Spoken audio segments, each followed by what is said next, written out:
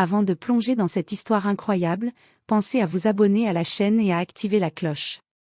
Ici, chaque récit a quelque chose à dire, et vous ne voudrez pas en manquer un seul.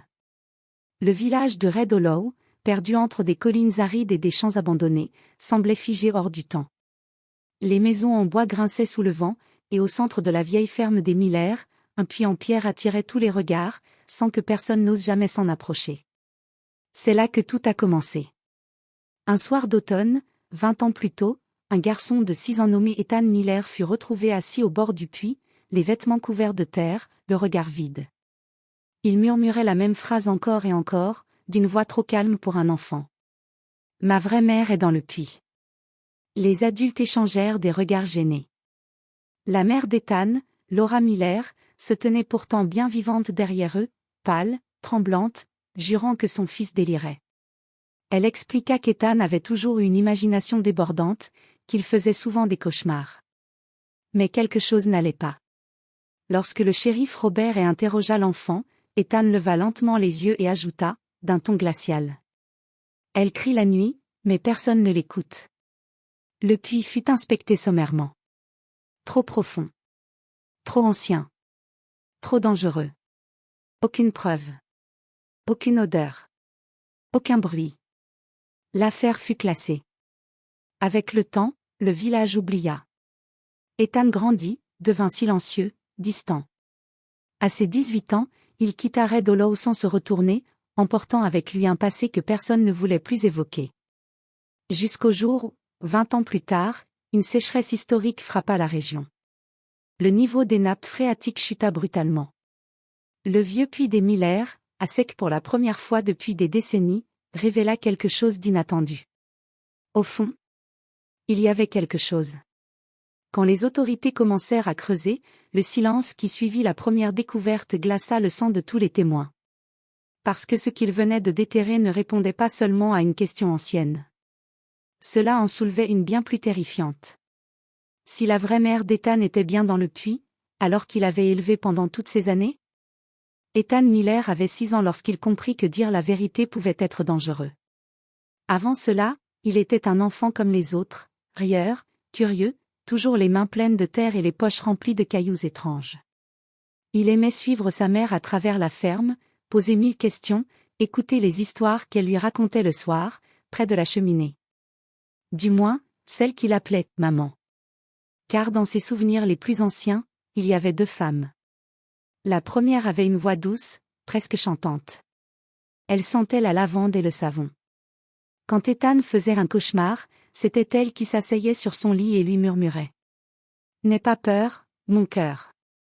Je suis là. » La seconde, Laura, était plus froide. Plus distante.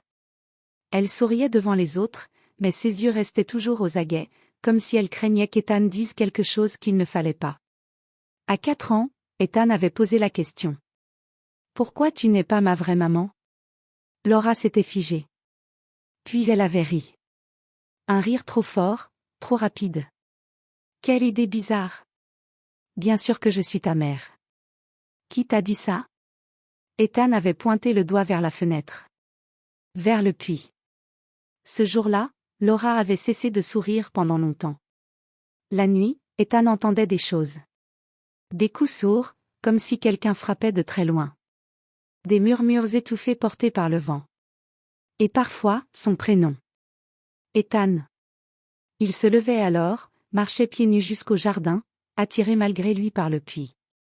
Il ne savait pas pourquoi, mais son corps semblait se souvenir de quelque chose que son esprit refusait encore de comprendre.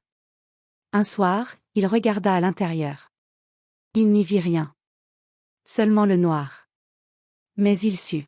« Elle est là-dessous » murmura-t-il. Le lendemain, tout bascula. Quand le shérif arriva à la ferme, Laura était hystérique. « Mon fils invente des histoires. Il faut l'emmener. Il ne va pas bien. » Ethan, lui, restait étrangement calme. Assis sur la marche, les mains sales, le regard fixé sur le puits. Le shérif s'accroupit devant lui. « Ethan, écoute-moi.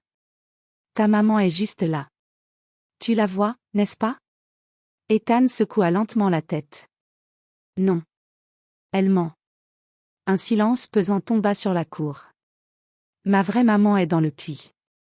Elle est tombée, mais quelqu'un a refermé le couvercle. Laura hurla. Le shérif se releva brusquement. Ça suffit. Le puits fut inspecté à la hâte. Trop profond. Trop risqué. Les anciens disaient qu'il datait d'avant la guerre, qu'il n'avait jamais été vidé.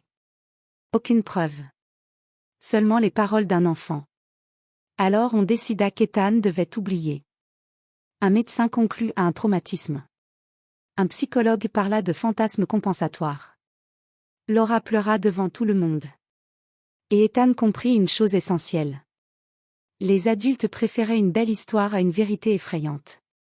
À partir de ce jour-là, il ne parla plus jamais du puits.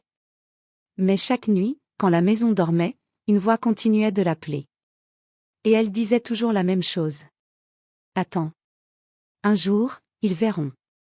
La nuit où tout s'est brisé, il pleuvait sans discontinuer sur Red Hollow. Une pluie lourde, épaisse, qui effaçait les traces et étouffait les cris. Margaret Miller savait qu'elle allait mourir. Elle le sentit bien avant de voir le puits. Ses mains tremblaient, non pas à cause du froid, mais de la certitude glaciale qui lui serrait la poitrine. Elle tenait Ethan contre elle, son petit corps chaud blotti sous son manteau. Il pleurait doucement, épuisé, sans comprendre pourquoi sa mère l'avait tiré du lit en pleine nuit. Chut, mon cœur. Tout ira bien.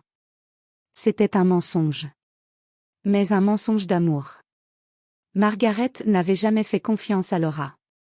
Laura était arrivée dans leur vie comme on s'installe dans une maison déjà habitée, sans demander la permission. Officiellement, elle était une cousine éloignée venue aider, après la mort du père d'Ethan. En réalité, elle observait tout. Écoutait tout. Et posait trop de questions. Margaret avait compris trop tard. Le soir même, elle avait surpris Laura fouillant dans les papiers de la ferme. Les actes de propriété. Les assurances. Le testament encore non signé. Quand Margaret l'avait confrontée, Laura avait souri. Tu es fatiguée. Tu imagines des choses. Puis elle avait verrouillé la porte. Le bruit du moteur, la lueur des phares dans la pluie. Margaret avait fui par l'arrière de la maison avec Ethan, direction le vieux puits. Elle n'avait nulle part où aller. Personne à qui faire confiance. Elle pensait seulement à une chose, gagner du temps. Mais Laura était plus rapide qu'elle ne l'imaginait. Donne-moi l'enfant. La voix derrière elle n'avait rien d'humain. Pas de colère. Pas de peur. Seulement une froide résolution. Margaret se retourna, tenant Ethan plus fort. Tu ne l'auras pas. Le bord du puits était glissant. La pluie avait transformé la pierre en piège. Laura s'approcha lentement. Tu sais que personne ne te croira. Un pas de trop. Margaret glissa. Elle eut juste le temps de poser Ethan au sol, de le pousser en arrière, loin du vide. Puis elle tomba. La chute ne fut pas immédiate. Ses mains s'accrochèrent à la pierre humide. Ses ongles se brisèrent. Elle cria. Un cri court, étouffé par la pluie. Elle leva les yeux une dernière fois. Ethan était là. Ses yeux grands ouverts, figés d'horreur. Maman. Puis Laura apparut au-dessus du puits. Elle regarda Margaret. Longtemps. Et referma le couvercle. Le bruit du bois claquant contre la pierre résonna comme un coup de feu. L'obscurité engloutit tout. Au fond du puits, Margaret ne mourut pas tout de suite. Elle survécut des heures. Peut-être plus. Elle appelait. Elle suppliait. Elle pensait à Ethan. À sa voix. À ses petites mains. Et quelque part, au-dessus d'elle, un enfant écoutait. Laura, elle, lava le sang, sécha les vêtements, répéta son rôle devant le miroir. À l'aube, elle pleurait déjà comme une mère inquiète.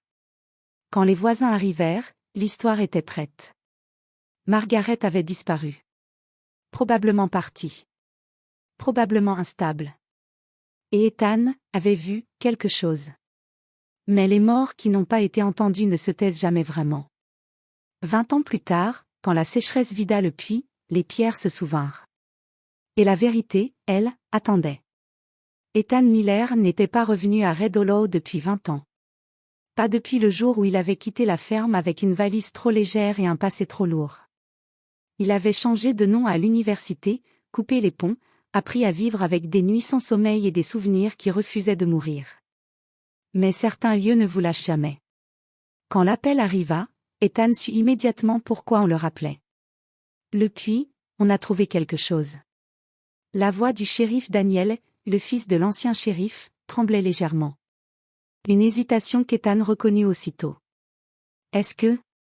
commença Ethan, avant de s'interrompre. Oui, répondit Hay. Tu devrais venir. La route menant à la ferme Miller semblait plus étroite qu'autrefois. Les arbres étaient plus grands, mais les maisons, plus petites. Comme si le village l'avait rapetissé avec le temps. Le puits était là. Toujours là. Des rubans jaunes entouraient la cour. Des journalistes murmuraient à distance.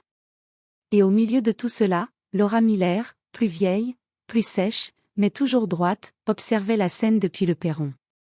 Leurs regards se croisèrent. Elle pâlit. Ethan.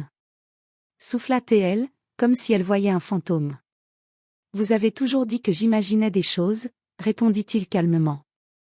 Alors laissez-moi voir si mon imagination est toujours aussi vivante. Les ouvriers travaillaient depuis l'aube. Le puits, vidé pour la première fois depuis des décennies, laissait apparaître ses parois noircies. L'air qui en remontait était lourd, presque suffocant. Quand la pelle heurta quelque chose de dur, tout s'arrêta. Un silence total. Puis un murmure parcourut la foule. On descendit une caméra. Puis une lampe.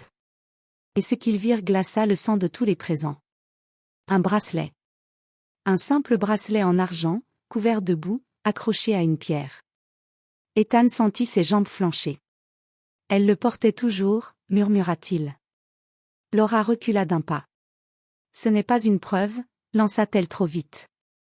Beaucoup de femmes avaient ce genre de bijoux. Mais le regard du shérif s'était durci. Plus bas encore, ils découvrirent des restes humains. Le temps avait fait son œuvre, mais certains détails étaient impossibles à ignorer. Les vêtements. La position du corps. Les marques sur les doigts, là où quelqu'un avait tenté de s'accrocher. Les anciens se souvenaient alors. Des cris, la nuit. Des rumeurs étouffées. Des silences trop pratiques. Ethan ferma les yeux. Il n'avait jamais oublié. Elle n'est pas tombée, dit-il. Elle s'est battue. Laura cria.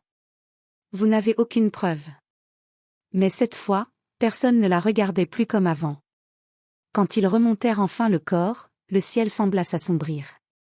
Et ce fut à ce moment-là que le médecin légiste leva la tête et prononça une phrase que personne n'était prêt à entendre. Ce n'est pas la seule. Un frisson parcourut la foule. Qu'est-ce que vous voulez dire ? Demanda le shérif. Le médecin désigna le fond du puits. Il y a un second squelette. Plus récent. Laura s'effondra à genoux. Et Ethan comprit alors que la vérité n'avait pas seulement attendu 20 ans. Elle avait continué. Le puits ne parlait plus. Il livrait. La cour de la ferme Miller était devenue une scène figée, presque irréelle. Personne n'osait parler tandis que les techniciens descendaient à nouveau dans le gouffre noir. Le vent s'était levé, faisant claquer les rubans de sécurité comme des avertissements. Ethan n'avait pas bougé. Ses yeux étaient fixés sur l'ouverture, comme 20 ans plus tôt. Le premier corps fut identifié sans grande difficulté. Les analyses confirmèrent ce que tout le monde savait déjà. Margaret Miller. Mère biologique d'Ethan. Morte la nuit de sa disparition. La cause, chute provoquée, suivie d'une longue agonie. Les ongles brisés, les fractures, la position du corps, tout racontait une lutte désespérée. Mais c'était le second corps qui fit basculer l'affaire dans l'horreur. Il reposait plus haut dans le puits. Enveloppé dans une bâche plastique, maintenue par des pierres. Plus récent. Délibérément caché. Quand ils remontèrent les restes, Laura poussa un cri animal. Ce n'est pas moi. Personne ne l'accusait encore. Mais tout le monde comprenait. L'autopsie révéla rapidement la vérité. La seconde victime était Helen Brooks, une assistante sociale disparue 8 ans plus tôt. Elle avait enquêté sur le dossier d'Ethan, sur des incohérences dans les déclarations de Laura, sur une adoption jamais officiellement finalisée. Elle était venue poser des questions. Elle n'était jamais repartie. Laura n'eut plus rien à dire. Les preuves s'accumulaient. Des traces de produits de nettoyage retrouvés dans la cave. Des paiements suspects versés peu après la disparition de Margaret. Et surtout, un carnet, caché derrière une poutre, où Laura notait ses problèmes et la manière de les régler. La dernière page ne contenait qu'une phrase. Le puits garde les secrets. Lors de son arrestation, Laura regarda Ethan une dernière fois. Tu aurais dû oublier, murmura-t-elle. J'ai essayé, répondit-il. Mais elle ne m'a jamais laissé faire. Les funérailles eurent lieu une semaine plus tard. Pour la première fois, Ethan enterra sa mère dans la lumière du jour, entouré de gens qui savaient enfin la vérité. Quand la terre recouvrit le cercueil, le vent s'apaisa. Cette nuit-là, Ethan dormit sans entendre de voix. Avant de quitter Red Hollow, il retourna près du puits. Il n'était plus qu'un trou comblé, marqué par une simple plaque. Ici, la vérité a attendu 20 ans. Mais elle n'a jamais cessé d'exister.